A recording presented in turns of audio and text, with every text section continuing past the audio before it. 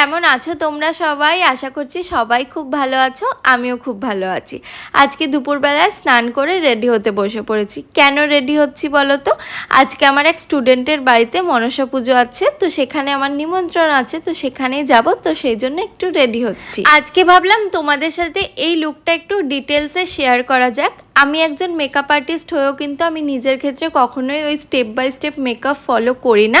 আমি অলওয়েজ খুব সিম্পল থাকতেই পছন্দ করি, আমার খুব বেশি মেকআপ করতে ভালো লাগে না। আজকে তোমরা আমাকে ফাউন্ডেশন ইউজ করতে দেখছো, আর হ্যাঁ, আমি নিজের ক্ষেত্রে ফাউন্ডেশনটা হাত দিয়ে ব্লেন্ড করে নিই। আমার কোনো বিউটি ব্লেন্ডার বা ব্রাশ আর ইউজ করতে ইচ্ছা করে না। আর অন্য সময় কিন্তু আমি ফাউন্ডেশনটাও ইউজ করি না, জাস্ট একটু পাউডার মাখি মুখে আর লাইনার আর লিপস্টিক পরে বেরিয়ে যাই। আমার ফাউন্ডেশন ব্লাশ ইউজ করা হয়ে গেছে। এখন আমি মেকআপটাকে সেট করছি একটা লুজ পাউডার দিয়ে। এটা কিন্তু সুগারের লুজ পাউডার নয়, সুগারের বক্সে ঢালা হোয়াইট টোন পাউডার।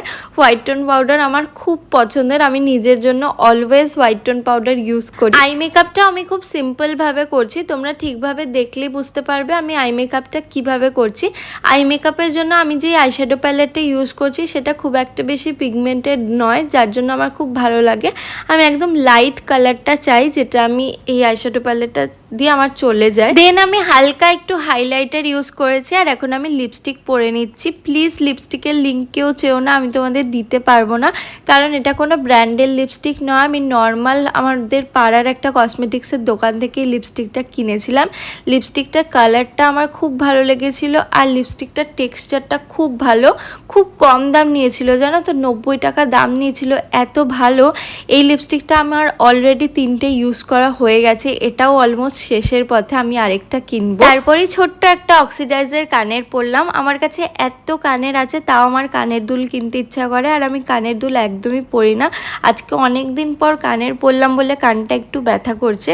ওই ইয়েলো কালারের কানের দুলটা দেখলে ফুলের মতন, ওটা আমি নিজে বানিয়েছিলাম। কখনো পরার এখনো সুযোগ হয়নি, কোনো জামার সাথে ম্যাচিং করে একদিন পরবো। তো ভাবছিলাম এই হারটা পরবো কিনা, ভাবলাম অড লাগবে, একটু বেশি বেশি হয়ে যাবে।